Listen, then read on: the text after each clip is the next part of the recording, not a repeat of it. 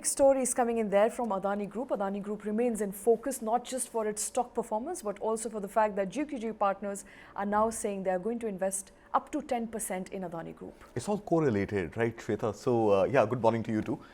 It's correlated. Why is GQG suddenly interested in investing even more, upping the stake by 10%, and some reports also suggest about $1 billion worth of investment, simply because it has seen a bumper return on the $2 billion investment it made in the month of March. And remember, Jan end is when the Hindenburg research had come out, and it had sort of tainted the Adani Group's image globally, and the stocks had taken a beating. Of course, the MCIS delisting of the Adani stocks also happened globally, etc. But all that notwithstanding, the fact is, with the report that came out from the Supreme Court panel on Friday, the 19th, and this sudden surge in the Adani stocks that we saw on Monday as well as Tuesday, and the rally many analysts are suggesting is likely to continue even today and for the foreseeable future. Though when I just checked, there was a little dip in Adani stocks overall today. Adani Enterprises, of course, not climbing as rapidly as it did yesterday. In fact, there was a slight dip. But Rajiv Jain, the CIO of GQG, and investors in general have seen the kind of returns that the stock has given. And of course, Rajiv Jain has also gone on record to state that Adani Group has got perhaps among the best assets available in India, by assets as in the physical assets, the infrastructure that the company has built.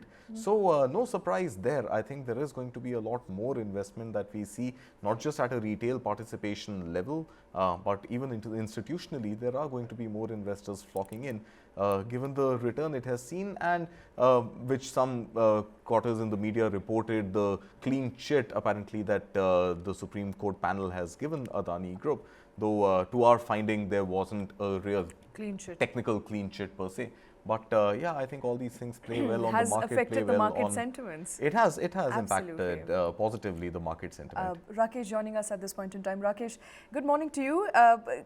Rajiv Jain betting big on Adani Group. In fact, reports suggest that as of today, 3 months into his investment, which has surged massively, he has gained almost 9,000 crore for betting on Adani Group. So big returns there for Rajiv Jain. Good morning, Shweta and Karthik. As I've been saying right through the beginning, there are two ways of looking at the Adani story. One is that, one part of the probe has come into manifestation, which is the Supreme Court appointed panel, which to our mind has neither damned Adani nor given it a clean chit. And whatever we may say in the media commentary, the stock market and the entire ecosystem, the financial ecosystem, has a way of looking at that report. And it looks like that, they do see, the report as not a negative for Adani, if not a positive for it. So that's the probe part. And we are also awaiting the Sebi findings, which will come in August end. But the other part of the Adani story is, what is the business case? Adani presents, as Karthik rightly mentioned, a very strong fundamental business case. It has a set of diverse, assets which have economic value, and it is basis that business case that actually, GQI and Rajiv Jains of the world are looking at investing in this particular company. And if one is able to profile Rajiv Jain, he was one of the few people who invested faith in Adani at a time when actually everybody was, so to say, putting a question mark on the company. But even then and even now, yesterday's interview that he gave to Bloomberg talks about his faith in the asset class that Adani represents in terms of his order book, in terms of the holdings he has. The key focus remains for GQI and Rajiv Jain, the infrastructure sector, which even the Moody's has identified as the key growth area for India. So in that sense, one is looking at nothing being out of sync. Adani represents a key infrastructure foray, and it has potential, and GQI sees value in that, and that trust has been, so to say, has been confirmed. In fact, more than confirmed by the returns that you just now mentioned. For about $2 billion, there's $3.5 billion value today. And I was looking at the GQI website in the morning, and its core philosophy, it's an asset management fund, and it has about $94 billion in AUM right now globally. And what it talks about is looking at emerging markets and markets in need of investments, but having potential where it invests through a clutch of investors that are, so to say, aligned with GQI. And the proof is here, and the returns are there for the investors. But on a note of caution, GQI and Rajiv Jain, who has a wealth of experience investing, this particular company was set up, I think, in 2019 under his chairmanship. He's also the chief investment officer.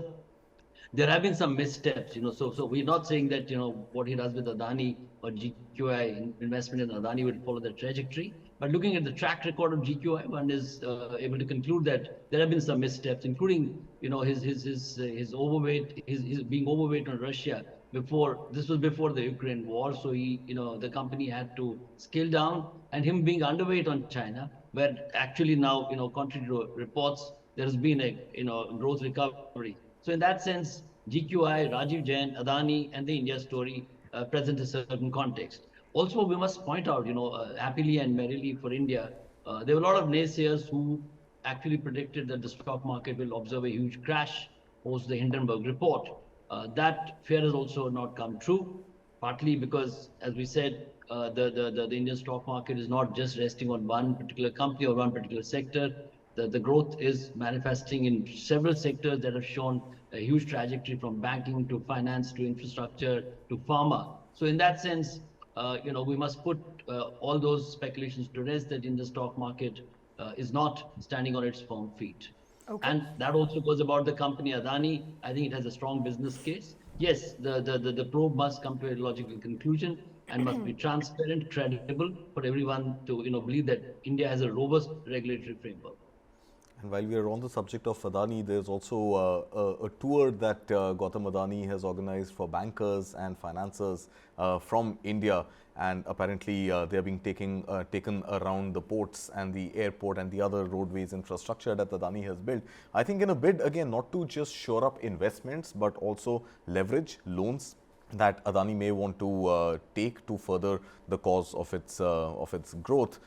So that is also underway. I think just the might of the network, the showcasing of the infrastructure which has been built by the company. So that tour is also on right now, and is likely confidence building exercise, and that's likely to happen. My fear with all this excitement is that what if the Sebi report, which comes out on the 14th of August, if it does, at least some progress on the report expected to come out on the 14th of August, will it really be able to, given all the noise around the Adani Group and given all the bullish sentiments that we are seeing right now, will it really be able to do an objective investigation, tide over the opaque structures, peer through them literally, and be able to come out with something concrete one way or another?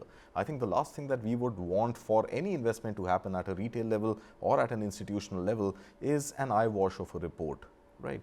We don't want any fog in the report. We need to see some progress one way or another.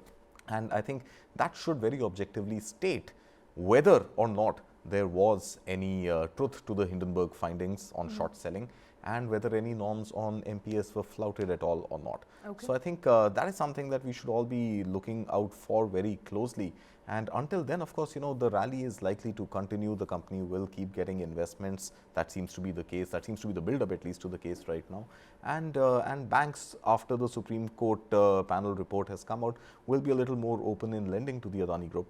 But I think it's important to for Sebi to sort of reassert its position as a market regulator and come out with a clearly worded, clearly drafted report, leaving no ambiguity, so that Indian retail investors, global investors and bankers and the whole market and the economy as a whole get a semblance of what really went into the damning report that came out on 26th of January. Fair concerns, Karthik. And I want to bring in Rakesh at this point in time. We're of course waiting for that report, Rakesh, that is going to finally shed some light on whether the allegations of short selling were true or not.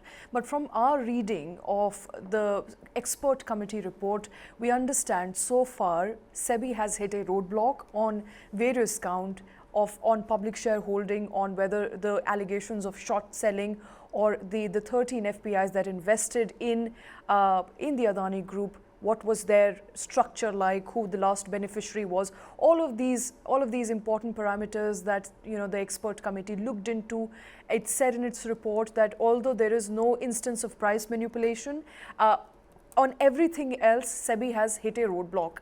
The momentum that we are seeing around giving Adani Group a clean sheet, do you think that could cast some shadow of doubt into the functioning of Sebi?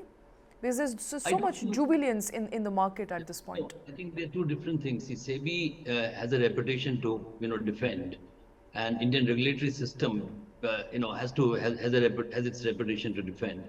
If you go by the track record of regulatory framework in India, right from Harshad Mehta probe to Ketan Parekh probe, there have been independent probes which have stood the test of time and scrutiny of facts. So in that sense, I think let's not prejudge the Sebi report. And the expert panel report says it is not able to conclude that there is a regulatory framework problem. So let's not also overstate and overread into what the the Supreme Court appointed panel has said. Yes, at bullet point 52 or 53, as I was looking at the executive summary, it does make a very, very strong statement on the overall functioning of Sebi. While it advises Sebi not to filter its energy in smaller cases and make a test case of focusing on a big ticket, complex study. And I think without naming Adani, they are giving a reference to Sebi that you must, so to say, come clean on the probe and make your recommendations. So I don't think we need to unduly worry about Indian regulatory framework not being concerned about maintaining and in fact raising the reputation level. And as we've been seeing on our shows, there are two parts to the story. One is that if there is a wrongdoing, it must be put in public light and there must be a penalty for that.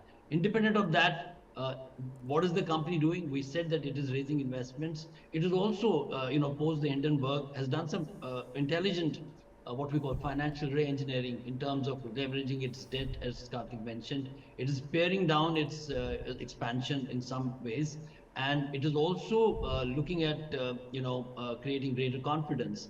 And stock market is very unkind, as we know, Shweta and Karthik. It reads much more than journalists and commentators read. It has, it has its own way of judging the situation. And let's also note that Adani's ports is back to pre-Hindenburg levels.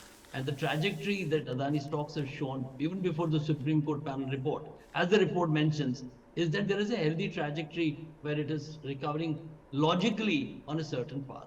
That doesn't, exonerate either Sebi or Adani from being under the needle of the suspicion until the final report comes. But let's not prejudge Sebi. So that's all right. Fair enough. On the market's judgment, market is sort of giving its judgment over the last 3 days. Adani Group's market capital has surged over 1,78,000 crore in 3 sessions, hitting almost 10.7 lakh crore. Upper circuit on Monday, about 13. Adani Enterprises up 13% on Tuesday. Stocks have rallied 13%. That's right. But strangely today, right now as we speak, 10:28 a.m. on the NSE block, you have Adani Enterprises incidentally down 1.5%. And you've got Adani Ports also down about 0.97, almost 1% down. And this despite the GQG investment, which the market should have seen more kindly. I think we'll have to really understand what is the market reading into Adani Enterprises and Adani Ports at this moment. Maybe it's just profit booking of yesterday. You saw the stock surge, like you just mentioned, a 13% rally in Adani Enterprises. So maybe this morning pairing of losses or booking of profits is what is happening. Okay. Would you agree with that, Rakesh? Or is there a development that we're missing? No, I'm saying you can't sustain a 13 or a 19% growth on the stock market. Even the best company, best managed company wouldn't be able to sustain that. In fact, the rally hit a circuit breaker. So obviously it has to hit a, it may not be easy for Adani to have a, a $147 billion recovery, which it lost post Hindenburg. My own view about the Adani stocks is that, I don't have evidence to prove it, but that's an assessment that I've made looking at markets. If, the pre-Hindenburg estimation of Adani's was obviously an overstatement. It didn't reflect in the actual case study or the business model of the company. And then the post-Hindenburg, so to say, hammering, that also did not truly reflect the business case. So from an overestimation to an underestimation, there is a realistic estimation. I think that the stock market will find when it is assessing Adani stocks. Okay, a fair estimation of Adani stocks. Hopefully, a fair estimation will come through the day today. We will, of course, keep tracking all developments coming in from Adani Group.